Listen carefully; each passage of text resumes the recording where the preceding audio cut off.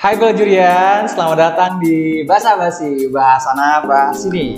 Pada episode perdana kali ini kita menghadirkan teman kita jauh-jauh dari Bandung ke studio untuk bercerita tentang perkuliahan. Boleh kita perkenalkan aja langsung? Silakan.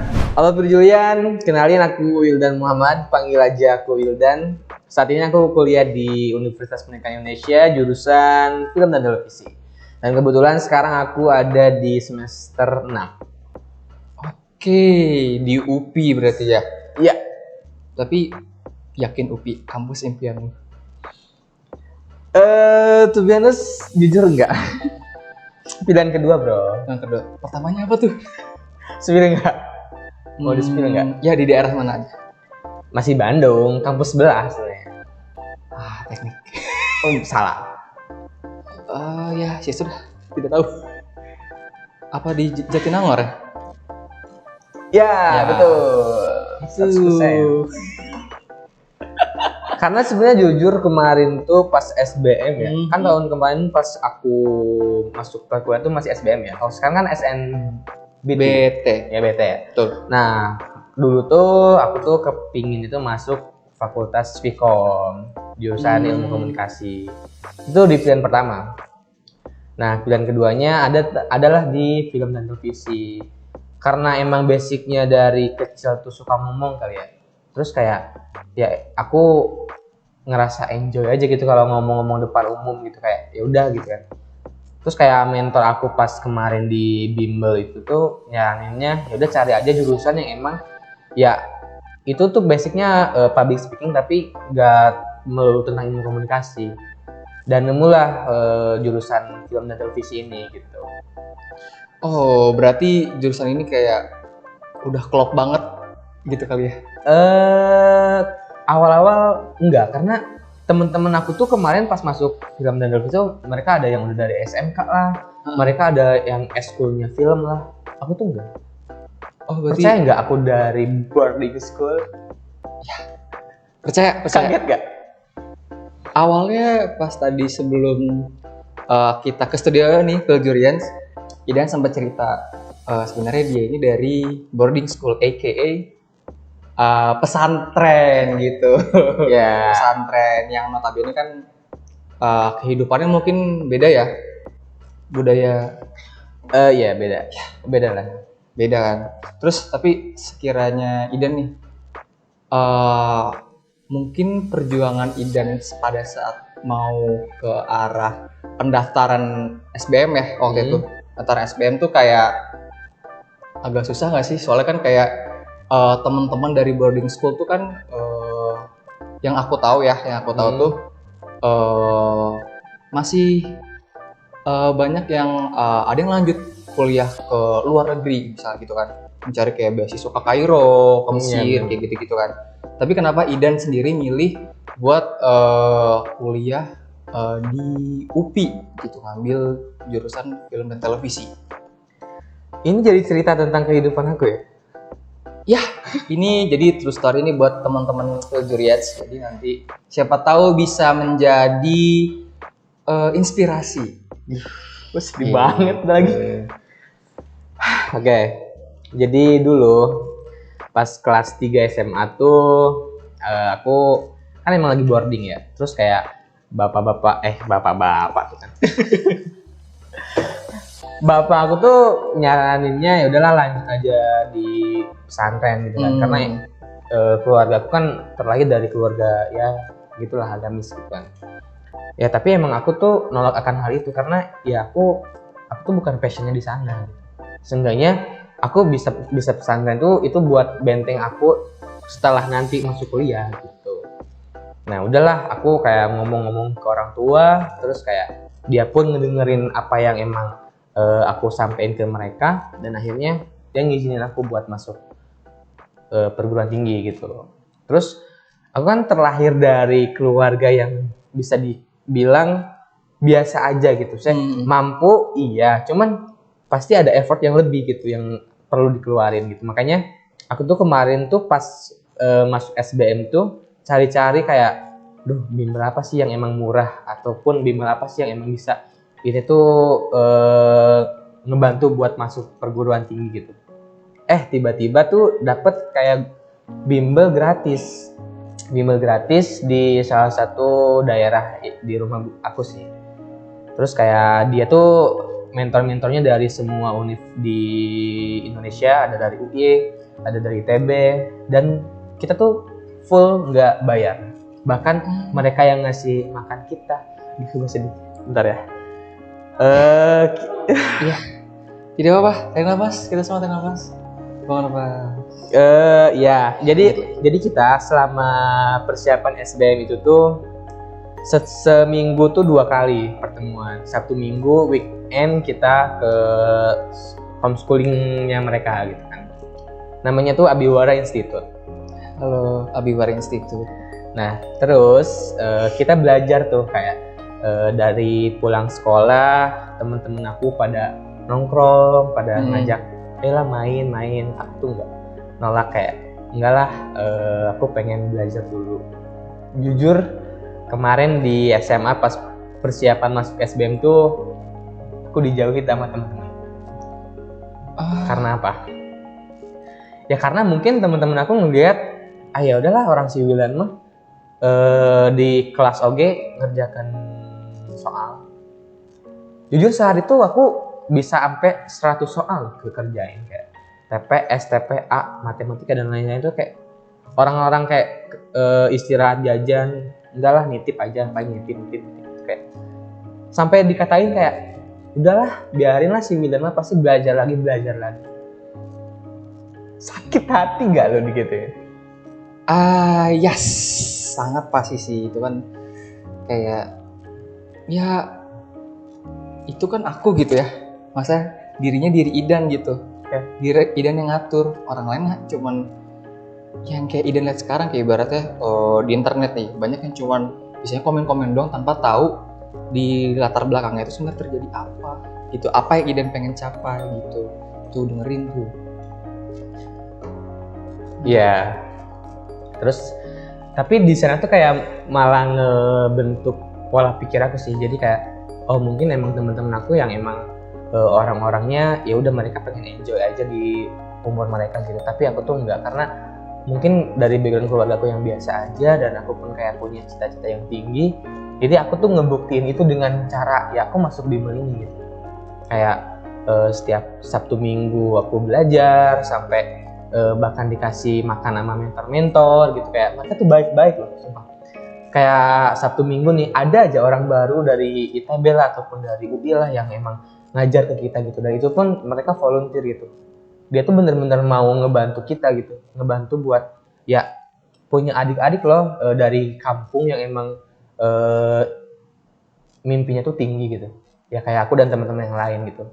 Kemarin tuh aku ada berapa orang ya, 10 orang termasuk temen aku juga, cowoknya tuh ada Fikri juga masuk di sana. Terus kayak ya kita bener-bener selama 1 tahun itu teman-teman aku belajar buat UN. Aku tuh enggak, karena mentor aku tuh dia pintar, kayak cerdas, karena udahlah UN mah nanti aja, yang penting kamu siapin dulu buat SBM. Tapi bener, itu bener-bener terjadi karena pas aku UN kan kemarin nggak ada UN ya, diganti ujian sekolah kan. Yeah. Nah pas diganti ujian sekolah, aku yang nggak persiapan UN, aku yang nggak persiapan ujian sekolah, aku malah bisa jadi paralel kedua di sekolah. Keren. Mantap. Jadi semua proses itu tuh ngebangun pola pikir aku sih selama aku di sana gitu. Gini sih Dan, sebenarnya tuh yang mungkin teman-teman di luar masih bingung kali ya.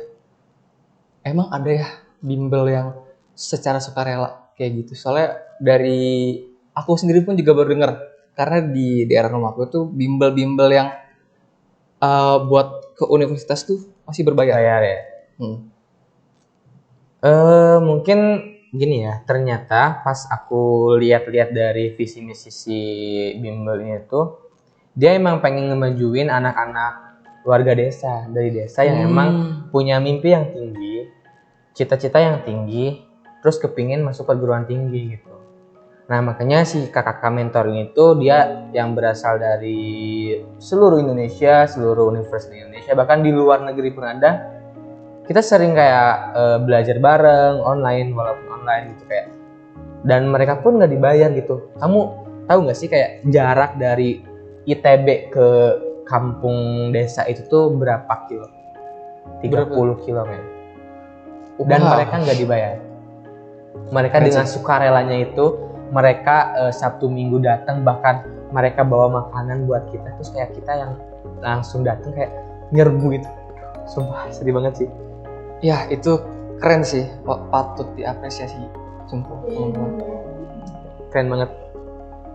Bahkan pas pas menjelang SBM, kan kita tuh gak bener-bener buta akan hal universitas di Bandung ataupun di Indonesia gitu lah ya.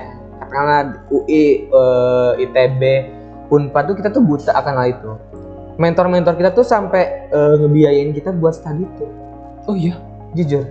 Wah, sumpah. Kita study tour ke UI, kita study tour ke di mana lagi ya? UNJ. Terus kita study tour ke Unpad, ke ITB, jelas lah ITB, UPI, Unpad itu jelas yang di Bandung semua.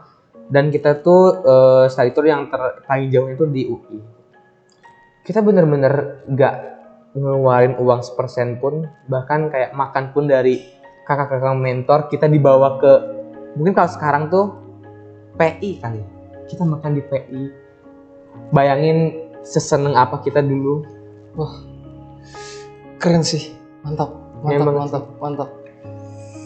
Oke, jadi makanya kayak nggak cuman harapan orang tua aja loh men gitu, kayak yang benar-benar dipertaruhkan di sini. Tapi kakak-kakak mentor di bimbel itu juga yang mempertaruhkan akan pencapaian aku nanti gitu. Mau itu lulus ataupun mau enggak. Ya, itu keren banget sih.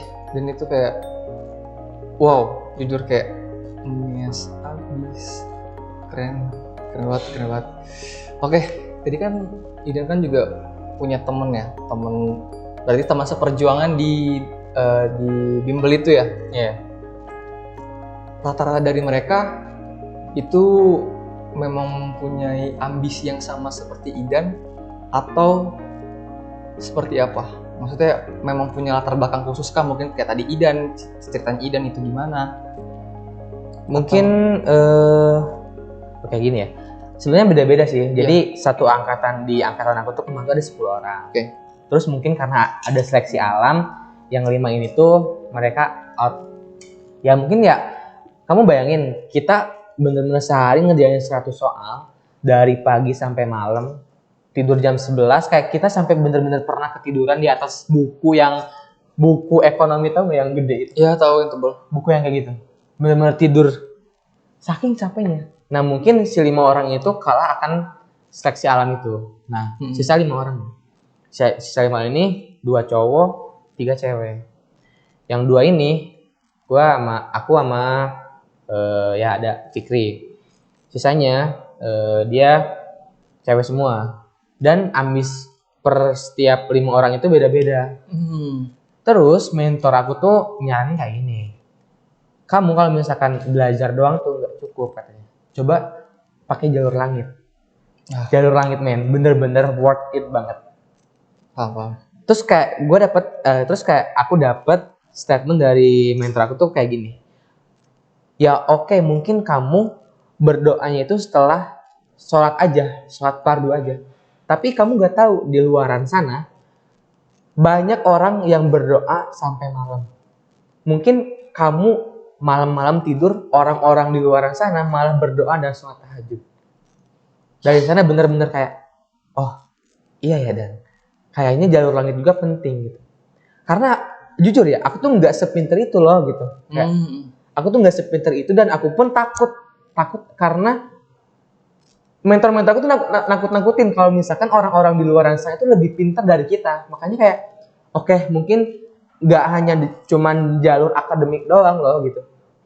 Kita juga harus berjuang di jalur langitnya. Makanya kayak ya itu tadi, kayak fardunya kita harus padat, doanya kita padat, sunah-sunahnya kita juga padat, puasa Senin Kamisnya kita padat, baca surah Al-Waqiah juga padat.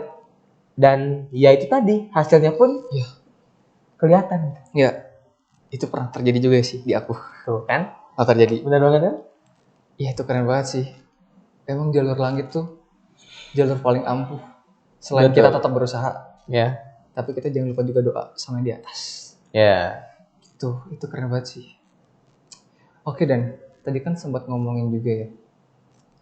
Ternyata teman-teman Idan di pesantren tuh lama kelamaan bisa dibilang apa ya? Bisa dibilang tuh menganggap sebelah mata Ya. atas perjuangan Idan. Nah, pada saat itu yang mungkin nih menjadi penyokong atau pendukung Idan atau support system Idan pada saat itu tuh siapa sih? Dan bagaimana mereka mensupport Idan tetap apa ya? Menjadikan Idan seperti yang sekarang. Oke. Karena bener sih, ya sebenarnya supporting dari teman-teman di sekolah tuh nggak ada. Bahkan kayak mereka ngejauh, ngebenci aku, terus kayak ngejauhin karena bahkan bisa sampai bisa dikatakan itu aksi bully lah. Karena ngapain lah dan kayak belajar terus emang bakal lolos. Sakit hati sih. Pasti. Tapi kayak masih ada orang tua loh yang masih bisa ngerangkul aku gitu, maksudnya kayak ya udahlah, maksudnya gak usah didengerin, toh nanti juga hasilnya kita nggak akan tahu gitu. Terus kayak karena dari SMP tuh papa aku tuh udah sakit, bener-bener nggak bisa ngapa-ngapain. Dulu tuh aku masih ngalamin masa kejayaan orang tua tuh di kelas 1 SMP, cuman pas kelas 3 tuh bapakku bener-bener sakit dan dia nggak bisa lagi kerja. Akhirnya dia sampai sekarang pun dia cuman diem di rumah. Terus kayak aku tuh kayak ngerasa sedih aja gitu, kayak papa aku tuh udah gak bisa ngebiayain, terus aku tuh harus kuliah pakai jalur apa gitu. Karena jujur kalau misalkan cuman ngandelin dari warung yang pinggir jalan doang mah itu nggak akan cukup, men. Ya kan, belum makan-makan di rumah lah, terus belum jajan. Kayak jadinya tuh kayak bener-bener bisa matahin semangat aku sih, kayak duh kenapa sih kayak aku terlahir dari keluarga yang gini gitu dulu. Cuman pas makin sini aku tuh kayak makin mikir, oh enggak, dan maksudnya kamu tuh harus bersyukur orang tua kamu tuh masih ada dan orang tua kamu tuh masih support apa yang kita mau gitu. Dan akhirnya di sini aku langsung mulai bener-bener berjuang sendiri, cari uang, bener-bener kayak kejamanan nih aku jualan di sekolah, kayak jualan foto-foto cetak kayak gitu, Polaroid kan tuh, jualan yang kayak gitu. Malu, oke, malu, tapi nggak apa-apa sih. Yang penting kan apa yang aku mau, seenggaknya aku bisa beli dengan uangku sendiri. Karena jujur aku tuh lebih kayak ya udah sadar diri aja lah, orang tua aku nggak bisa ngasih apa yang aku mau, ya udah aku yang harus berjuang untuk bisa ngasihin apa yang aku mau gitu. Terus kayak ada part dimana kemarin dulu tuh mama aku tuh sakit kan. Terus kayak aduh ini papa aku sakit, terus kayak mama aku sakit, kayak pulang sekolah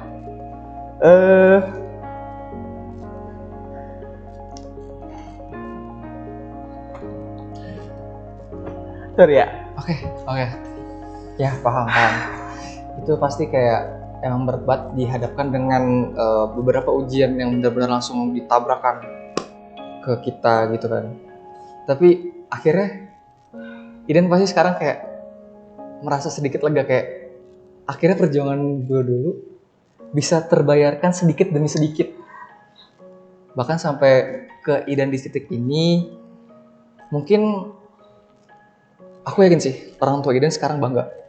Ya. Bangga sama anaknya yang bisa sampai ke titik saat ini gitu loh. Mungkin dulu mereka pasti ini sih ya, mikirin juga kok anakku sampai bekerja keras gitu kan. Padahal aku yang harusnya menafkahi dia. Itu kan sebenarnya kan kayak mungkin juga orang tua pasti kepikiran ke arah sana gitu kan. Papa aku juga sampai minta maaf ya. Maaf ya, dan maksudnya kayak kakak-kakak kamu mah maksudnya kayak maaf ya, dan kayak kakak-kakak sorry Ya, paham. Ya, ya apa sih, orang tua pasti pernah minta maaf juga soal kayak gitu, karena itu cukup berat ya gitu ya, dan itu juga menjadi mungkin ujian hidup yang menjadikan Idan seperti sekarang gitu kan teman-teman semua. Tapi yang perlu teman-teman garis bawahi, percailah ujian itu bisa membuat kamu bertahan seperti sekarang dan menguatkan mental kamu seperti yang sekarang ini gitu teman-teman semua. Mungkin dari point of view aku sendiri juga, waktu mau masuk kuliah tuh sempet ada cekcok juga sih, karena diharuskan masuk ke Unhan karena beasiswa yang padahal sebenarnya nggak mau, tapi dari aku yang mau masuk ke IPB karena ada jalur, cuman tuh dipaksa sampai akhirnya mungkin muak kali ya, udah nggak bisa dibendung, terus itu cekcok sama kakak sama abang, bahkan sampai sekarang masih perang dingin sampai itu sekarang. true sih di kehidupan aku sekarang. Iya. Kenapa? Karena aku udah ngomong kan, aku tuh nggak mau lanjut pesantren. Terus kakak aku tuh kan emang dia idealis banget ya, kayak pengen aku tuh masuk tentara. Tapi ya emang itu bukan passion aku gitu.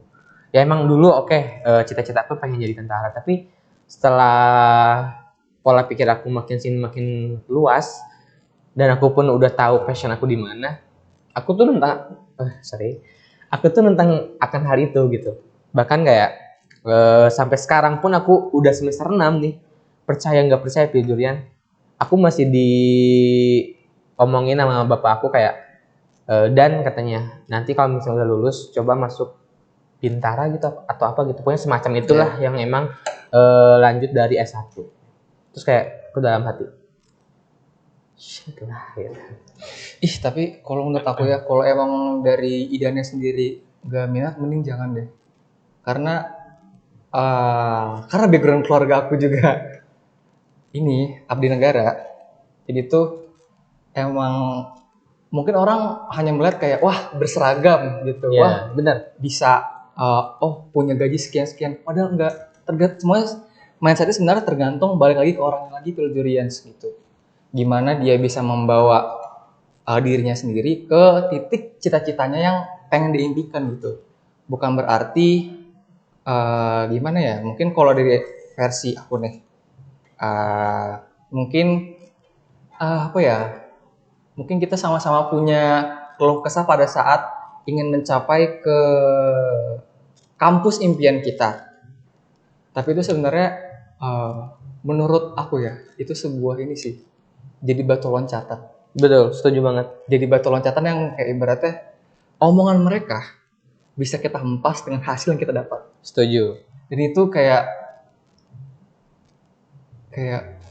bisa kayak nih, lihat yang bisa aku tunjukin gitu. Omongan kalian dulu itu bisa kita bayar semuanya dengan apa yang telah kita kasih gitu loh. Betul. Terus kayak ada satu kata-kata yang emang gua highlight dari Abiwara ini. Kata mentor aku tuh kayak gini. Ngapain kerja digaji sama negara katanya. Ya mending kita cari kerja yang emang kita tuh gak usah di bawah telunjuk orang. Mending kita usaha, mending kita jadi orang-orang biasa, tapi kita bisa hidup dengan apa yang emang kita perjuangkan. Dan tadi kan Idan bilang ya, Idan ternyata passionnya ada di bidang seni gitu kan ya. Ya bisa dikatakan itu. Bukan yang seperti yang diarahkan sama orang tua Idan untuk melanjutkan ke pesantren gitu kan, jenjang lebih tinggi di pesantren. Sebenarnya apa sih yang membuat Idan yakin kalau seni itu passion Idan, sedangkan pesantren tuh sebenarnya bukan? Oke, mungkin aku meluruskan ya. Sebenarnya tuh bukan ke arah seninya sih, lebih ke arah public speakingnya. Nah, kenapa aku yakin dulu? Karena aku pun dikasih tahu sama mentor aku tuh kalau misalkan jangan ngedengerin apa kata orang tua, karena pemikiran orang tua itu tuh ya masih di situ-situ aja gitu. Sedangkan dunianya tuh udah luas men gitu. Nah dari sana tuh kayak coba kamu cari apa yang kamu sukai, apa yang kamu bisa peka terhadap sekitar, dan itu tuh menurut kamu tuh kamu bisa enjoy ngelakuin hal itu gitu. Dan aku mikir-mikir kayaknya emang public speaking itu emang udah jadi apa yang aku suka gitu dari kecil gitu. Kayaknya aku bener-bener pengen masuknya tuh ke ranah ilmu komunikasi, atau enggak ya balik lagi ke film dan televisi yang sekarang aku masuk gitu, sekarang aku pelajari gitu. Karena sebenarnya si film dan televisi ini juga emang ada ranah public speakingnya. Nggak melulu tentang produksi di belakang layar, tapi kita juga dituntut untuk bisa belajar di depan layar. Jadi kayak aku pun selama kuliah udah semester 6 ini enjoy aja, karena tadi aku tuh kuliah dengan apa yang aku suka gitu. Dan intinya nih, ini jangan nih, dan Julians, kalau misalkan emang orang tua kamu punya idealis masing-masing terhadap kamu gitu, misal kayak anaknya tuh pengennya harus jadi dokter gitu, coba kamu diskusiin sama orang tua kamu, terus kayak ceritain aja apa yang kamu suka. Karena aku pun dulu kayak gitu, mah pak, Idan tuh nggak suka kayak gini loh, Idan tuh passionnya di sini. Dan setelah aku coba ngobrolin itu ke orang tua aku, mereka tuh ngedenger aja gitu. Ya walaupun memang sampai sekarang pun mereka masih ada keinginan untuk ke sana. Tapi ngelihat sekarang yang aku udah mungkin bisa menghidupi diri aku sendiri, terus kayak bisa sesukses ini, mungkin bisa, ya intinya bisa sampai ke titik ini ya bisa sampai ke titik ini kali ya. Orang tua aku pun udah bisa nerima aku sih, bisa berkuliah di jurusan seni ini. Tuh berarti Piljurian intinya adalah kita jangan menerima secara mentah saran-saran dari orang tua, karena belum tentu itu sesuai dengan diri kita, belum tentu sesuai dengan apa yang kita punya gitu, apa yang kita ingin kembangkan. Tapi coba lagi untuk ngobrol gitu ya, buat ngobrol sama orang tua, karena tetap ridhonya orang tua adalah ridho ke sana ya. Tetap. Jadi bukan semata-mata kita menolak, tapi kita lebih menyaring dan berdiskusi lagi terkait apa yang kita mau. Karena alasan tadi ridhonya orang tua itu yang paling penting sih. Pembahasan kali ini cukup ini ya teman Piljurians ya, cukup agak deep, tapi semoga Piljurians bisa mengambil hikmahnya nih mungkin dari point of view-nya Wildan, atau mungkin dari sedikit tadi point of view-nya aku sendiri, itu bisa menjadi strategi kali ya, betul, atau langkah-langkah yang mungkin bisa disiasati sama teman-teman Piljurians untuk pribadi teman-teman sendiri gitu.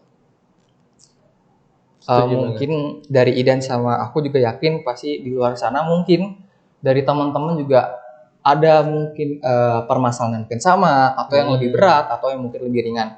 Tapi intinya coba kita selesaikan semua permasalahan-permasalahan yang kita lewatin itu sebijak mungkin gitu teman. Jangan sampai kita gegabah, jangan sampai malah kita jatuhnya kurang menghargai gitu ya atas apa yang sebenarnya dihadapkan dengan kita pada saat itu. Betul. Terus kalau dari aku, Piljurians nih, apapun nanti ke depan, apapun nanti yang akan terjadi, ingat selalu berdoa aja dan selalu nerima apa yang emang Tuhan kasih ke kita. Karena kita tuh bakal enak ketika apapun yang nanti hasil yang bakal kita dapetin, tapi ketika kita udah ikhlas dan ketika kita selalu menggantungkan pada Tuhan, kita tuh masih bisa menerima akan hasil tersebut, sekalipun itu nggak sesuai apa yang kita mau gitu. Setuju sih, karena yang pernah gue denger juga dari kisah-kisah teman gue, kita tuh lebih baik mengadu ke Tuhan. Kenapa kita mengadunya maksudnya gini ya teman-teman, mengadu dalam artian Tuhan kok ini aku tidak kuat gitu. Sebenarnya itu nggak apa kita ngadu kayak gitu, cuman kita nggak boleh mengadu kenapa kita dikasih kayak gini gitu. Mungkin Tuhan telah memberikan jalan hidup kita untuk mencapai di titik yang mungkin menjadi cita-cita teman-teman semua dengan jalan yang berbeda-beda, dan of course itu akan menjadi pengalaman yang tidak akan terlupakan dalam hidup teman-teman. Ya. Dan bisa diceritakan menjadi sebuah inspirasi kepada teman-teman pada saat ini gitu, kayak kita sekarang ini. Baik, Piljurians, pembahasan atau obrolan kita pada kali ini tuh cukup dalam dan banyak banget insight-insight dari Idan nih yang bisa kita ambil untuk cerminan terhadap diri kita. Gitu, apakah sebenarnya kita pada saat ini sudah bersyukur atau tidak? Betul. Apakah kita sudah menjalani apa yang kita mau? Betul. Dan apakah kita sudah menemukan sebenarnya kita menjadi apa? Setuju. Tuh. Intinya teman-teman semua, hal-hal tersebut gak mungkin kita dapatkan secara instan.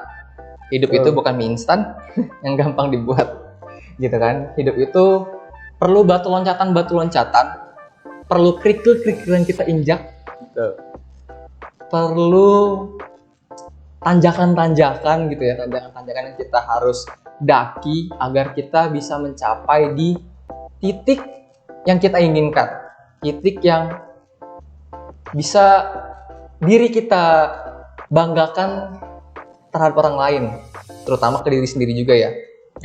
Yang bisa kita bilang kayak akhirnya bisa kita dapatkan gitu, walaupun kita harus tadi melewati berbagai macam halang rintang. Jadi intinya teman-teman semua, jangan pernah takut terhadap apapun masalah hidup kalian, jangan pernah takut terkait apa yang kalian pilih, jangan pernah takut untuk memecahkan dan berdiskusi. Karena sejatinya menurut aku sendiri, permasalahan yang kita biarkan justru tidak akan membuat kita menjadi seperti sekarang. Justru akan membuat kita stuck di situ dan tidak akan berkembang, dan akan terus-menerus mengulangi kesalahan yang sama secara berulang. Itu poin kita pada obrolan kali ini.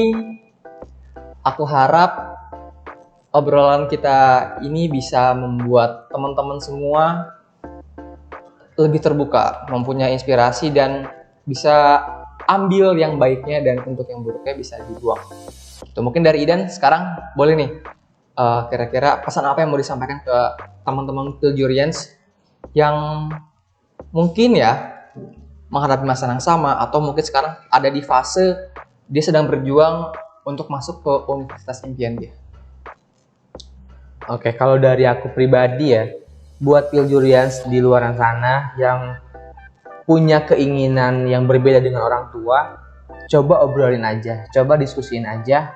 Sebenarnya Piljurians itu tuh sukanya apa dan maunya kemana. Karena sejatinya orang tua pun ketika ngelihat pengumuman SBM atau SNBT tahun 2023 itu hijau ataupun biru, orang tua tuh pasti iya aja ketika kita udah mencoba untuk ngobrolin apa yang sebenarnya kita mau dan apa sebenarnya yang kita suka. Karena kalau misalkan teman-teman maksa ini ketika berkuliah dengan jurusan yang orang tua kalian mau, jujur itu nggak akan sehat, jujur itu bakal banyak banget struggle-nya, dan nanti pun bakal kena ke mental health-nya Piljurians di sana. Terus untuk Piljurians di sana yang emang ketakutan soal ya ekonomi, nggak perlu takut akan hal itu, karena sejatinya Tuhan tuh maha baik, Tuhan tuh maha melihat. Karena ketika pun kita ada di bawah, kalaupun semangat kitanya menggebu-gebu, percayalah Tuhan pasti kasih kok apa yang kita mau. True, setuju banget. Tuhan pasti akan mengasih apa yang kita mau. Di hari lagi, jalur langit adalah jalur yang paling mujarab, jalur yang paling diijabah sama Tuhan. Oke, teman-teman Filjurians, mungkin obrolan kita cukup panjang pada kali ini dan akan kita cukupkan sampai di sini. Terima kasih banget buat Idan udah mau berbagi ceritanya, sudah memberikan banyak insight juga kepada teman Filjurians yang lagi menonton video ini. Oke, jangan lupa subscribe, komen, like, dan share ke teman-teman kalian karena aku yakin video ini menjadi inspirasi buat Filjurians di luar sana. Aku Reza dan Idan pamit undur diri, sampai jumpa.